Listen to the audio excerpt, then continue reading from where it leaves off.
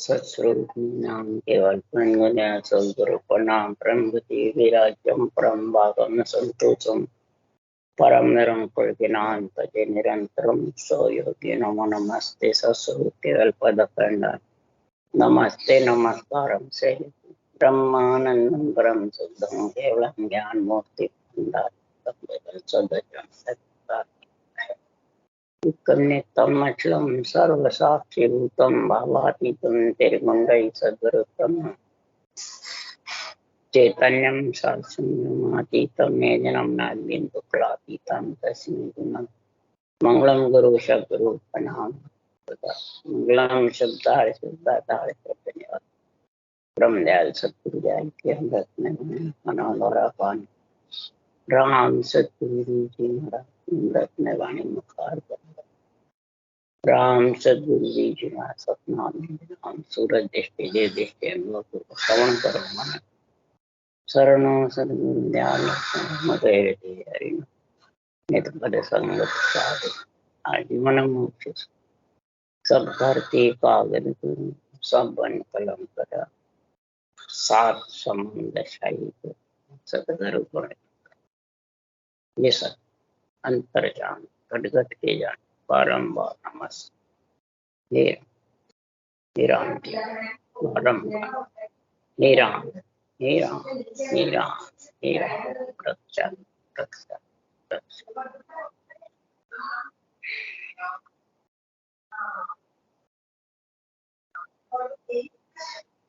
थे 20 अमृत का अंग चालू। सदगुरुदेव फरमाते हैं इस पंच तत्व शरीर में जब आत्मा आ जाती है तो इसमें विष भी रहता है और अमृत। ये निक अमृत किसी से लाना पड़ता है या विष बाहर से लाना पड़ता है। सदगुरुदेव फरमाते हैं शरीर में कहाँ विराजमान बताया विष और अमृत। महाराज फरमाते ब्रह्मांड में अमृत का कुंड है और ब्रह्मांड से ही विष उत्तर। तो महाराज फरमाते अमृत का रस अमृत का कुंड जब छिलकता है कि राम नाम रूपी अमृत नाम का इस वचन से इस मुखारबंद से सिमरण करते। ये मुखारबंद बहुत जबर है, इसमें अमृत ही अमृत भरा हुआ है। मुख को कभी भी कोई झूठा मत समझो। जो मुंह को झूठा समझते हैं उसके विष ही विष रहता है। महाराज फरमाते हैं इस मुंह को झूठा समझते हैं और देही को सच्चा समझ। देही को में सबसे ज्यादा गुण इस मुखारबंद में है।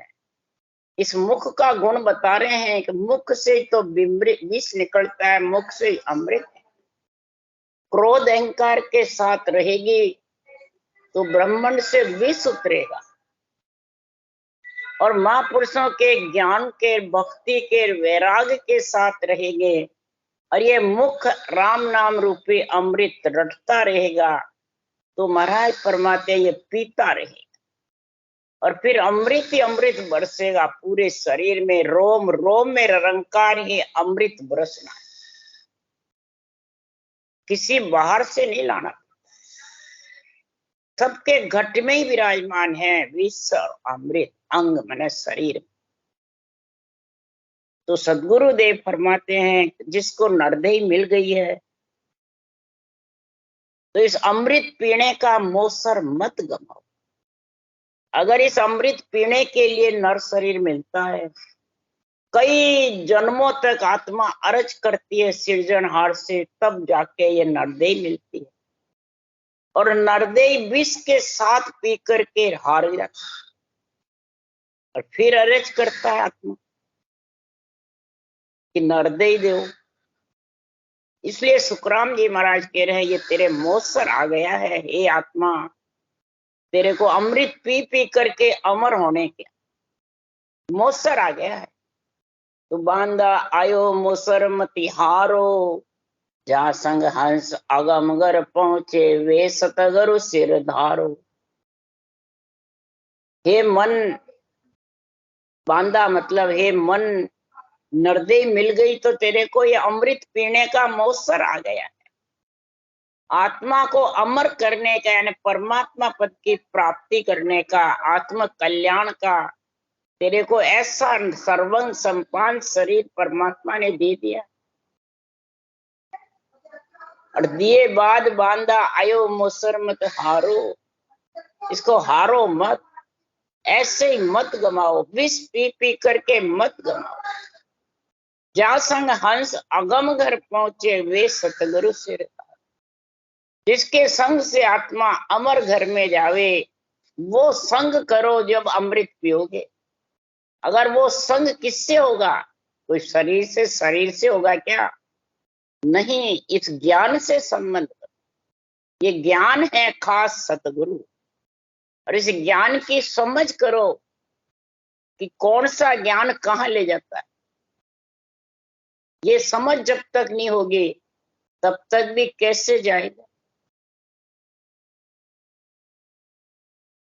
इसमें मोक्ष की, मुक्ति की, महाराज फरमाते हैं ब्रह्मलोक की, और 184 योनियों में मृत्युलोक जाने की, अधोगति, अवगति, कार्णिक काया, तेजपुंज काया, ब्रह्म काया।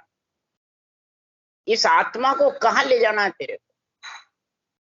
कौन सी काया में प्रवेश करना है? सब कहते हैं इधर छुट्टी दूसरी मिली, इधर छुट्टी दूसरी मिली, तो कौन सी काया में जाना है? 4 काया तो माया रे भाई। पंचमी दिव्य काया संत काया, दिव्य काया को संत काया बताया है। 4 काया तक तो संत है ही नहीं आत्मा, गृहस्थी है, और गृहस्थी में रहकर अपने आप को संत घोषित करती है। इसलिए सुखराम जी महाराज कह रहे हैं, हे परमात्मा, हे सृजनहार, मेरे को नरदेई दो। और जब नरदेई मिल जाती है तो 4 काया का उपाय करती है, तो वो अमृत का उपाय नहीं है, अमृत पीने का उपाय है। सदगुरुदेव फरमाते हैं कि जग को हेत सकल दुखदायक, जा संग सुखमति जानो, सुखदायक सतसंगत जुग में सतगुरु शरण पिछानो। जग कौन है? शरीर। और इसके अंदर 4 काया का जब तक ज्ञान है जाने का, तब तक समझ जा वो दुखदाई है, जन्मना मरना है। सुखदायक आत्मा का दिव्य शरीर में आत्मा समा जाएगी, तब आनंद सुख है, तब अमृत रस है, तब आत्मा अमर होगी। नहीं तो आती रहेगी और जाती। इसलिए सुखराम जी महाराज कह रहे हैं कि जब आत्मा को पीड़ उठ जाती है भक्ति करने की, अमृत पीने की, परमात्मा मिलने की, तो ये अर्ज करती है, जी गोरा भेद बतावे जो, इस भेद मिल सी जी राम, मोक मोगत पार लोक को, किस भेद परसों में धाम।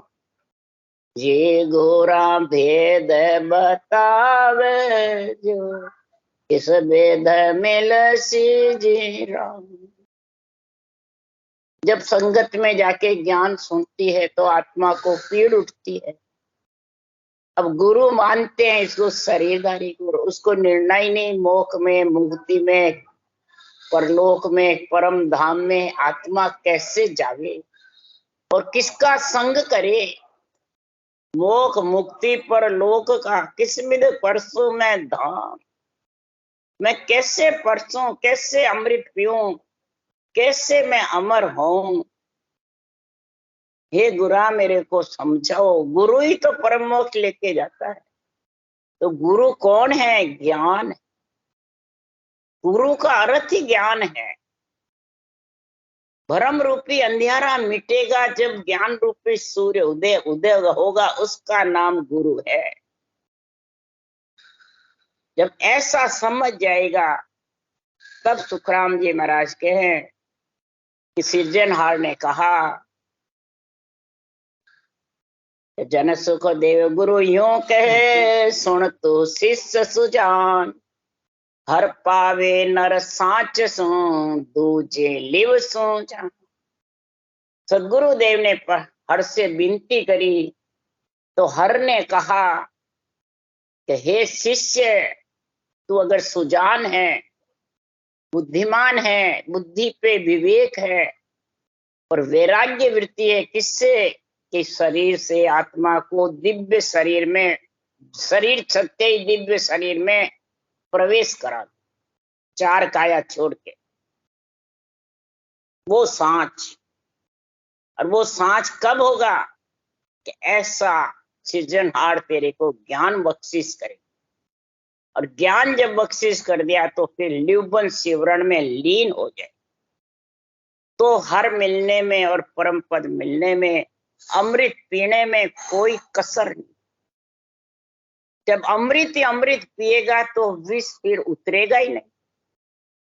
दोनों कुंड है ब्रह्म, और दोनों कुंड में जब अमृत का कुंड भरा रहेगा, झरता रहेगा, तो विष का कुंड झरेगा ही, यानी क्रोध अहंकार तो नेड़े भी नहीं आएंगे। इसलिए सुखराम जी महाराज कह रहे हैं कि अमृत का रस कहते हैं, बस उठे तो बैठे तो खावे तो पीवे तो चले तो सोवे तो मुखार बंद में रटना चलती है, सांसों सांस रटना चलती, और गगन मंडल में शब्द का आनंद आता है, धुनी गर्जना करती, तो फिर उसमें अमृत ही बरसेगा, टाइम ही नहीं मिलेगा क्रोध अहंकार का, मेरी तेरी का, राग देश का, तो समय ही नहीं मिलेगा। इसलिए सुखराम जी महाराज कह रहे हैं तो विष का तो बहुत समय नहीं मिले। विष का समय जब मिलता है कि अमृत के रस का आत्मा को समझ नहीं, आनंद नहीं आता है और धारण नहीं करता है। सांच और लीव दो चाहिए साथ, सांच तो संतों के ज्ञान से, और फिर उसमें लिखा हुआ वो लिवबन शिवरण, ये दो चीज से जब गुण आ जाता है तो उसके लिए सृजनहार कहते हैं दोनों चीज धारण करने के लिए मेरे को हिम्मत दो। अब हिम्मत हुए बिना ये दोनों चीज धारण कर नहीं सकता। तो हिम्मत किससे आती है? सृजनहार के नाम से। प्रभु जी मेरे मन को हिम्मत दीजिए, जुग मर्याद तोड़ सब स्वामी शरण आपके लीजिए। प्रभु जी मेरे मन को हिम्मत दीजिए, जुग मर्याद तोड़ सब स्वामी शरण आपके लीजिए। आपकी शरण में हे प्रभु आप मेरे को हिम्मत दो, मैं आपकी शरण में जरूर अमृत रस पीऊंगे। अरज करे अरज, मेरे मन को ऐसी हिम्मत दो कि सुखराम अरज हर सुनियो भगत बिड़द है तेरा, मैं जो शरण बहुत सुख पाऊं प्रभु बलवंत कर मन मेरा। सदगुरुदेव फरमाते हैं कि सुखराम अरज हर सुनियो, मेरी अरज सुन लो हे सृजनहार, जो मैं अमृत का रस पीती रहूं। ये भक्ति आपकी, बिड़द आपका बढ़ेगा, आत्मा में राम जी का बिड़द बढ़ेगा, संतों का नहीं बढ़ता है। तेरी शरण में आके और फिर मैं बार बार गर्भ में मलमूत्र नहीं खाऊं, अखंड सुख लेऊं तेरा। तो हे परमात्मा ऐसा अमृत का रस पिला दो। तो सुखराम जी महाराज कह रहे हैं झूठो अन कैसे हुए सो विद कहिए मोय, कहो गुण ओगण मुख में सो गुण कहिए जो, सो गुण कहिए जोय काय आएब लगाई, कहो ज्ञान सुन व्यास अर्थ सागे मुझ ल्याई। सुखराम कहे इमृतति को सो तो मुख में होय, झूठो अन कैसे हो सो वेद कहिए मोय। सदगुरुदेव फरमाते हैं हे व्यास जी सुनो। व्यास जी कौन है? बैठने वाला व्यास है, गद्दी व्यास है, या ग्रंथ है गुरु। तो महाराज फरमाते हैं गुरु ग्रंथ को जो अंदर उतार लेता है तो उसको फिर व्यास की गद्दी यानी उसका गुण प्रकट हो जाता है अमृत का। तो महाराज फरमाते हैं शरीर नहीं, अमृत का गुण प्रकट हो जाता है, वही गद्दी है, वही व्यास है। तो व्यास से कह रहे हैं सुखराम जी महाराज, प्रश्न उत्तर कर रहे हैं कि हे व्यास जी मेरे को बताओ, आप कथा बांचते हो और कहते हो झूठा अन्न हो गया, झूठा अन्न हो गया, शुद्ध नहीं रहा, तो मुंह तो झूठा है ही नहीं, मुंह में तो ऐसा गुण बरसता है, मुंह में क्या अवगुण है, गुण नहीं है। आपने ये एब क्यों लगाई, इसका अर्थ बताओ। कि अमृत में तो मुंह अपार भरा हुआ है, ये नर नारी के तो बोलने की वचन की शक्ति है। नर नारी ही आत्मा को परमात्मा में इस वचन से मिला सकते हैं। इसमें अमृत भरा पड़ा है आत्मा को परमात्मा मिलाने का। ये गुण इस नरदेह में है और कोई काया में नहीं है। इसलिए सुखराम जी महाराज कह रहे हैं, हे व्यास जी ये गुण मेरे को बताओ। उस गुण के लिए सुखराम जी महाराज लिख रहे हैं, तो मुंह से तुद को ना कियो निजर को गुण जाए, सिद्ध सुन देवे आस का सोई फल उपजे माय, सोई फल उपजे माय सरब के गुण मुकमाई, जमी सरप हर जोक के किवी चिड़ी कहाई, सुखराम कहे ज्ञानी सुनो करता सो मुख हो, तुम झूठो अन कहत हो सो किण गुण कहो आय। महाराज फरमाते हैं कि आप कथा बाँचने वाले सुनो, ज्ञानी सुनो, ये मुंह झूठा कैसे हुआ। मुंह से थुतकी डालते हैं तो निजर चली जाती है, किसी के सिर में चेपिया हो जाता है और जो थुतकी डलवाता है उससे सही हो जाता है। सबके गुण ही गुण मुंह में है, अवगुण क्या है। सिद्ध के मुंह में ऐसा गुण है कि जो वचन कह देता है तो वो फल जाता है। किसके मुंह में गुण नहीं है, सबके। जोक जमी पे तालाब में रहती है, उसके मुंह में ऐसा गुण है। किसी के शरीर पे दर्द होता है, जोक को लगा दो वो सारा दर्द खींच लेता है। तो ये मुंह में ही तो गुण हुआ, लगाने से दर्द को खींच लेती है। जोक श्यामा चिड़िया अपने मुंह से बोल करके सोन को सोन बता देती है। जो पक्षियों में ऐसा गुण है, तो हे ज्ञानियों नर नारी में गुण नहीं है, मुंह में जबरदस्त गुण है। आप झूठा अन्न कैसे बता रहे हो। अन्न कभी झूठा हो सकता है क्या। अन्न तो झूठा है ही नहीं, अन्न भी सत्य जीवन दान देता है। तो हे ज्ञानी सुनो कि मुंह में अमृत अपार भरा हुआ है, इस अमृत को काम में लो। ये राम नाम ही अमृत है सबसे ज्यादा। अमृत नाम निसो दिन पीजे, 8 पोर आज्ञा में रीजे। ये अमृत नाम को निसी दिन पीते रहो और आज्ञा के साथ यानी ऊंसा सांस के साथ पियो। ये आज्ञा किसकी, ये केवली भगवंतों की आज्ञा है। केवली भगवंतों की सदगुरु विधि का निर्णय है इस ग्रंथ में। केवली भगवंतों के ग्रंथ में सब में विधि का निर्णय है। किसी में सूक्ष्म में है, किसी में थोड़ा घना है, किसी में संपूर्ण है। सुखराम जी महाराज के तो सब पूरे ग्रंथ में लाइन लाइन में विधि का गुण लिखा, लाइन लाइन में कवड़ों की जानकारी। यही आज्ञा है। ये केवली भगवंतों के मुखारबंद के वचन हैं और सृजनहार ने बुलवाए हैं। तो ये झूठ कैसे, इनको सत्य मानो। और इसमें जो लिखा हुआ लिवबल शिवरण वो धारण करो। लिवबल शिवरण इस विधि के बिना होने वाला नहीं है। अब महाराज बता रहे हैं, देखो कितना अमृत अपार भरा हुआ है। उदाहरण देके समझा रहे हैं कि झूठ झूठ तुम कहते हो, मुख में झूठ न कोई, गुण ओ गुण दोनों खरा, तामे फेर न कोई, तामे फेर न कोई, विश्व सो ही है मुख माही, और अमृत भर्यो अपार परख बिन जाने नाही। सुखराम कहे मुख सार है सब चीजा को जो, झूठ झूठ तुम कहते हो मुख में झूठ न हो। हे ज्ञानी तुम मुंह को झूठा बता रहे हो, मुंह कभी झूठा नहीं।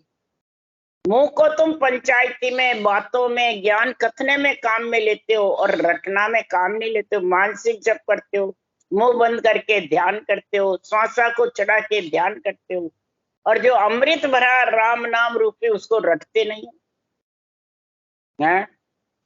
तो अमृत का गुण कैसे आएगा? फिर गुण और अवगुण दोनों है इसमें। तुम गुण अवगुण को देखो मत। वहे बिड़द की लाज, क्या करनी मुर्दा किया मिले सजीवन। तुम गुण अवगुण को देखो ही मत। गुण है अपार और अवगुण एक है, बस क्रोध अहंकार का, राग द्वेष का, मेरी तेरी का संग मत करो, विष उतरेगा ही नहीं। क्रोध से विष उतरता है। जब क्रोध ही नहीं रहा, सब इंद्रियां शीतल हो जाती है, अमृत पी पी करके सुखमना की धार में शीतल ठंडी हो जाती है, तो क्रोध का तो काम ही नहीं। क्रोध किसके आता है? जिसके मान सम्मान रहता है, जिसको पूजिक होना है, जिसको गुरु सदगुरु बनना है, जिसको संसार में अपने आप को बस मेरा जैसा दुनिया में कोई है ही नहीं, उसके विष उतरता है। तो फिर उसके गुण नहीं रहता अमृत। वो बातें करता हो बोले ज्ञानी ज्ञान करके, पर वो रटना नहीं कर सकता। रटना वो ही कर सकता है जिसके विष का गुण मामूली है, और वो भी रटना से क्रोध आता नहीं। पहले ही कम था और फिर आता ही। ये क्रोध नहीं आना ही विष का गुण खत्म होना। इसमें कोई फेरसार नहीं है, कोई फेर नहीं है। मुख में विष है, पर ये रटना और अमृत की करोगे तो विष रहेगा ही। इमृत भरियो अपार परख भी न जाने नहीं। जब तक इसकी परख नहीं है तब तक समझ नहीं सकते। ये मुंह सार है पूरे शरीर का, पूरे आत्मा को सब जगह ले जाने वाला मुंह ही है। ये वचन ही है सब चीजों को। ये भगवत वचनों को अंदर उतार लो मुखार बंद से और धारण कर लो, तो अपार अमृत मुख में है। इसलिए ज्ञाने ध्याने सब सुनो, मुंह में ओ गुण हो, मुंह में ओ गुण हो। ओ गुण नहीं है, ओ गुण है। मारकंड अमर भया प्रसादी बड़ जोय, प्रसादी बड़ जोय नवल कंचन अंग जोई। दादू झेलर पीक ब्रह्म पायो कहूं तोई, सुखराम कहे विप्र भया हर मुख सु कहूं तोय। ज्ञाने ध्याने सब सुनो, मुख में ओ गुण हो। अब महाराज उदाहरण दिए, शास्त्रों का गुण बता रहे हैं, सारे संतों की परिचय करा रहे हैं। हे ज्ञानी ध्यानी सब सुनो, वाणी बांटने वाले, शास्त्र वेद पुराण बांटने वाले, सभी ध्यान करने वाले, रटना करने वाले, कराने वाले, सब सुनो कि मुंह में ऐसा जबरदस्त गुण है, पर इस मुंह को फालतू बातों में रखेगा तो अवगुण होगा, और रटना में लगाए रखेगा तो गुण ही गुण है। उसका उदाहरण दे रहे हैं, क्या गुण है? कि प्रसादी के बल से मार्कंड मुनि अमर हो गए शरीर से। नेवले का शरीर पांडवों के यज्ञ में सोने का हो गया, नेवला का शरीर। दादू जी महाराज ने अपने गुरु के मुंह से पीक झेल कर ब्रह्म पद की प्राप्ति, नरना में दादू जी हुए पीक झेल करके। गुरु के मुंह की पीक को झेली तो गुरु के मुंह में अपार अमृत का उसको भान हुआ। तो ये जो राम नाम सांसु सांस अमृत है, ये जबरदस्त है। वो अमृत का गुण दिखा पीक में, तो उसने ये अमृत पीना चालू कर दिया दादू जी महाराज। बोलो किससे ज्ञान हुआ? और इसको झेल करके ब्रह्म की प्राप्ति। और अपन वाणी बांचकर भी ब्रह्म की प्राप्ति नहीं कर सकते, वाणी दूसरों को सुनाकर भी उस देश की प्राप्ति नहीं कर सकते। क्यों नहीं? कि इस राम नाम अमृत को पीते नहीं, इस राम नाम अमृत पे सच्चाई नहीं है। इस राम नाम अमृत की रटना, ये मन राग द्वेष मेरी तेरी क्रोध अहंकार ये करने नहीं देते। ये कर्म बांधने में लगे रहते कि हमारे को विषय रस मिलते जाए, और आत्मा को ब्रह्म रस से यही झगड़ा रहता है। विषय रस विष है और ब्रह्म रस अमृत। अब ब्रह्म रस का आनंद लेने में ढील करते हैं, क्यों? कि वो विषय रस हावी है। इसलिए सुखराम जी महाराज कह रहे हैं कि संसार में ब्राह्मणों की उत्पत्ति भगवान के मुंह से हुई है, इसलिए ब्राह्मणों को सबसे ऊंचा माना। इसलिए सुखराम जी महाराज कह रहे मुंह में कितने गुण हैं, और झूठ झूठ भोला कहे मुख में झूठ न होय, केणियक मुख में अमृत बसे केणियक विष कहूं तोय, केणियक विष कहूं तोय सर्व तजिए नहीं भाई, किणियक मुख को जान मुगत फल लागे माई, सुखराम कहे विचार कर आडन डालो कोई, झूठ झूठ बोला कहे मुख में झूठ न हो। सदगुरुदेव फरमाते भोले मनुष्य होते हैं जिसके बुद्धि पे विवेक नहीं होता है, उसको कहते हैं भोले। बुद्धि पे वैराग्य वृत्ति नहीं होती है और बुद्धि पे रूप छाया रहता है, आपका भी और सामले, बस रूप ही रूप की महिमा करते हैं, वो भोले। जो हर नाम लेवे भोले वो अलग बताए, वो गरीब है, वो निर्बल है, वो दींग नहीं। और इधर ये रूप से रूप चाहते हैं और ज्ञान की बुद्धि पे विवेक वैराग नहीं आता है, समझ नहीं आती है अणबे ज्ञान का। तो महाराज फरमाते ऐसे भोले मनुष्य होते हैं, वो महाराज फरमाते हैं इस मुंह को झूठा मान, मन को बस में नहीं कर सकते, मन के जो कहने में चलते हैं वो भी भोले कहलाते। महाराज फरमाते हैं सबके मुख में अमृत भी नहीं है तो विष भी। अमृत जो है, जो महापुरुषों के केवल ज्ञान का झंडा फुड़काते हैं तो अमृत ही अमृत है। और जो रूप को आगे धरते हैं केवल ज्ञान के शामिल में, तो नहीं मैं नहीं हूं तो तेने ज्ञान कौन दे रहा, मैं नहीं हूं तो आज्ञा कौन दे रहा, मैं नहीं हूं तो विधि कौन बतावे, मैं नहीं हूं तो कौड़ छेदन कौन करावे। तो बताओ उसके मुख में विष अमृत दोनों आ गए ना। तो महाराज फरमाते हैं किणियक मुख में अमृत बसे किणियक विष कहूं तोय, किसी के विष और अमृत दोनों बसते हैं। तो मुख में जब अमृत है विष भी बसेगा तो एक अमृत में एक छांटा जहर भी घल जाएगा तो वो अमृत काम करेगा क्या? हरगिज भी नहीं करेगा, अमृत का गुण चला जाएगा। इसलिए केवल ज्ञान के बीच में रूप का जो भेड़ कर देता है तो मैं नहीं हूं तो, और मारे बिना तारी मोक्ष नहीं हुए, गुरु के सन्मुख रहे शरीरधारी, ऐसे बहुत ज्यादा भरमाने वाले हैं संत मार्ग में।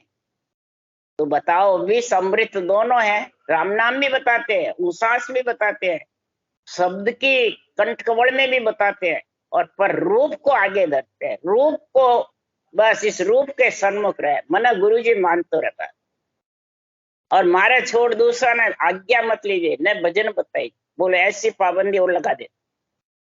तो सुखराम जी महाराज कह रहे हैं तो अमृत में विष मिला दिया, वो अमृत काम करेगा या परम मोक्ष में आत्मा को लेके जाएगा? नहीं। इसलिए सुखराम जी महाराज कह रहे हैं कि किणियक विष कहूं तो सर्व तजिए नहीं भाई, इस विष को सब नहीं तज सकते। सब मतलब हे ज्ञानी ध्यानी, आप अगर इस विषय रस को संग रखोगे, पांचों शब्द रूप रस गंध स्पर्श को, और फिर भजन बताओगे तो इनके संग से विष मृत दोनों रहे।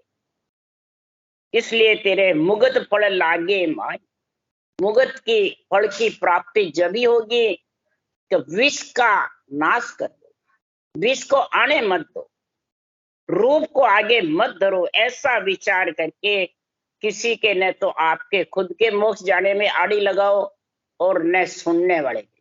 एक ज्ञानी ध्यानी सब सुनो, बाँचने वाले सुनने वाले भी सुनो वाणी, आड़ न डालो कोई किसी प्रकार की आड़ मत लगाओ।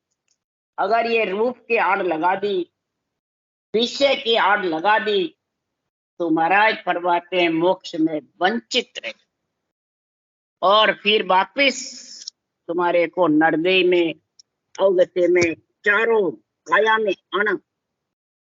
इसलिए सब दिन मुख में जहर नहीं, सब दिन अमीन होय।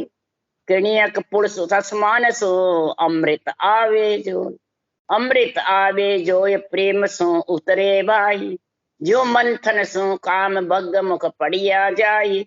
सुख रामदास या परख रे जाने बिरला कोई। सब दिन मुख में जहर नहीं, सब दिन अमीन हो।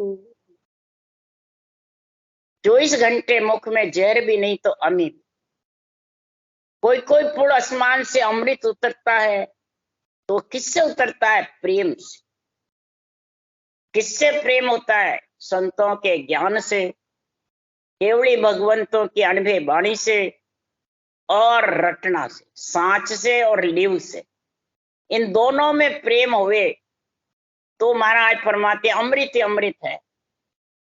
और जब अमृत उतर जाता है तो महाराज फरमाते फिर विष उतरेगा नहीं। धीरे धीरे विष शांत होता जाए, ढीला पड़ता जाए, विषय रस से आत्मा हट जाए और सब विषय रस ढीले पड़ जाएंगे। शब्द, रूप, रस, गंध, स्पर्श ये सब ढीले पड़ जाएंगे। पर ढीले पड़ेंगे किससे? तो मैं हूं, मेरा अहंकार और क्रोध। नहीं माने तो क्रोध, बस मैं गुरु तू चेला, ये अहंकार ज्ञान का। और इधर फिर नहीं माने तो क्रोध। तो महाराज के वो विष उतरेगा और पांचों विषय रस सताएंगे, फिर वो रटना नहीं कर सकते। जैसे मंथन करने से भग मुख, भग लिंग का और गर्भ स्त्री के गर्भ में हो जाता है, इसी प्रकार भग लिंग का जोर चाहिए। कागलिया लिंग है और जिव्या भग।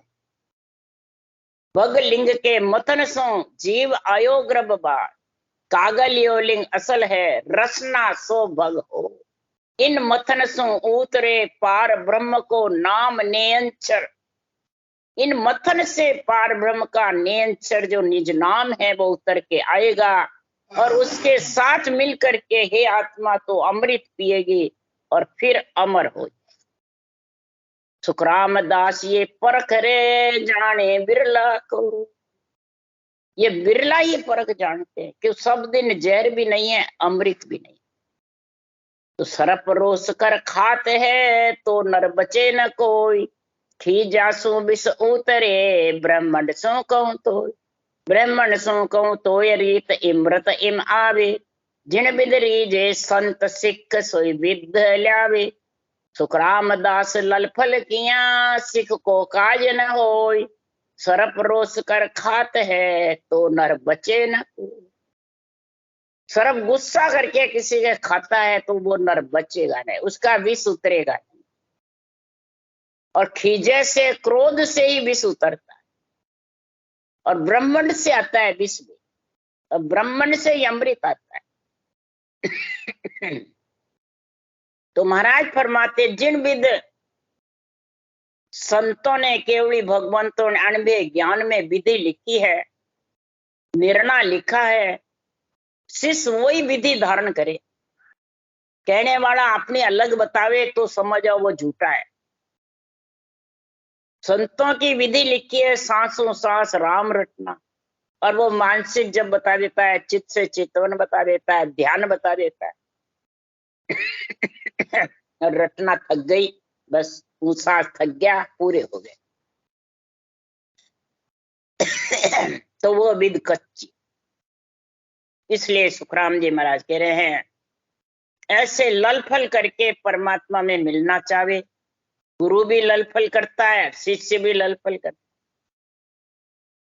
तो ललफल से परमात्मा रीझ जाएंगे, अर्गिज भी नहीं। शिष्य का कार्य हो जाएगा, अर्गिज भी नहीं। इसीलिए सुखराम जी महाराज कह रहे हैं कि ललफल करके तू हर को रिझाना चाहता है। कौन रिझाते हैं ललफल करके? मूर्ख ज्ञानी। देखो रे देखो साधो मत जगत के, हर को जाने भोला।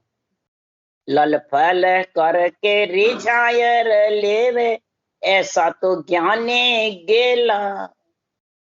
देखो रे देखो साधो मत जगत, मत विश्वास देखो जगत का, ललफल करके ज्ञानी मूर्ख ज्ञानी रिझाते रहते हैं, मैं तेरे को मोक्ष दे जाऊंगा, मैं तेरे को परमात्मा मिला दूंगा, मैं तेरा कल्याण कर दूंगा। मैंने कह दिया तेरा हो गया कल्याण, और वो हुआ नहीं। क्यों? परमात्मा ललफल से रीझते नहीं है, परमात्मा भोले नहीं है। जब तक तू अमृत रस नहीं पिएगा, रटना जबरदस्त सांच नहीं आएगी केवल ज्ञान की और रटना की, लिवबंध सिवरण की, तब तक वो परमात्मा रींझने वाले नहीं। अमृत का रस आत्मा भरपूर पी नहीं सकती और पिए बिना अमर नहीं हो सकती। तो इसलिए सदगुरुदेव फरमाते हैं, अमृत मुंह में भरा पड़ा है और इस अमृत का गुण लेना है तो नरदय रूपी मोसर को मत घुमाओ। इति श्री विस्मृत कांग संपूर्ण। राम राम। बोलो राम सदगुरुदेव जी महाराज ने धन्य। परम दयाल सदगुरु सुखराम जी महाराज ने धन्य। अनंत श्री सुख सम्राट सदगुरु सुखराम जी महाराज के ज्ञान सत्स्वरूप भगवान ने धन्य। केवड़ी भगवंता ने धन्य। जीवा तारण जहाज ने धन्य होता, मोक्ष के मालका ने धन्य होता, अनंत कोटि संता ने धन्य होता। राम सभा से राम राम मारो, सबने राम राम राम राम राम राम राम राम राम।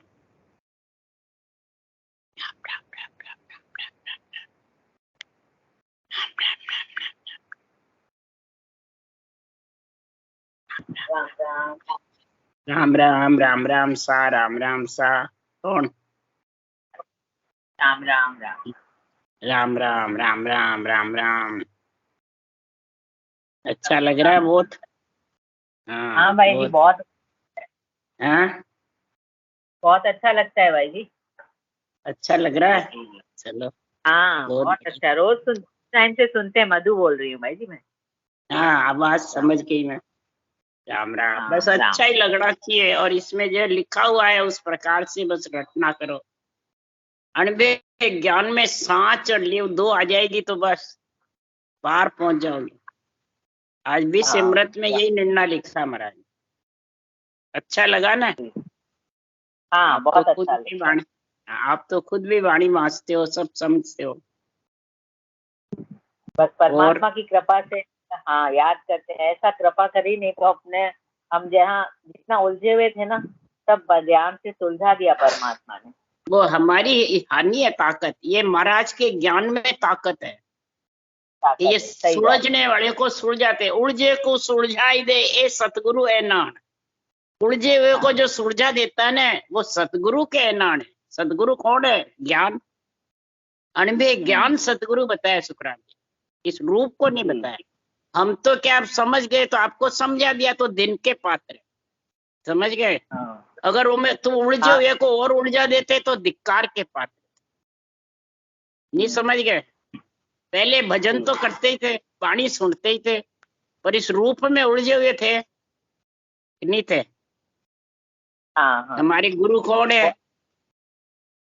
वो चक्कर था ना, वही चक्कर था उलझे का। अब वो चक्कर इधर आए तो इस ज्ञान ने सुलझा दिया। नहीं सुलझाया? बहुत अच्छा, बहुत अच्छा। बस यही सुलझना। रूप से गुरु रूप को मानोगे तो उलझ जाओगे। बस यही रुकावट है। आप उसको मानते थे, रूप को मानते थे ना गुरु, इसलिए उलझे हुए थे। अब रूप को छोड़ दिया आपने। विरह भी बहुत आती थी, बहुत विरह भी बहुत आती थी, प्रेम भी बहुत था। वो शब्द उमाऊ था ना, रटना करते थे जो शब्द उमाऊ था ना, इसलिए विरह आती थी। अब समझ गए? बहुत ज्यादा। तो उस विरह से ही तुम इधर सुलझे हो। अगर वो विरह नहीं होती तो सुलझते भी नहीं। विरह कहते हैं पीड़ को। अब समझे? वो इससे सुलझ गए। आप कितने जने सुलझे बोलो? बहुत जने सुलझे हो। आप ही नहीं, बहुत जने सुलझे हो। क्यों? इस रूप के पीछे कितने जने फिरते रहते थे, वो विधि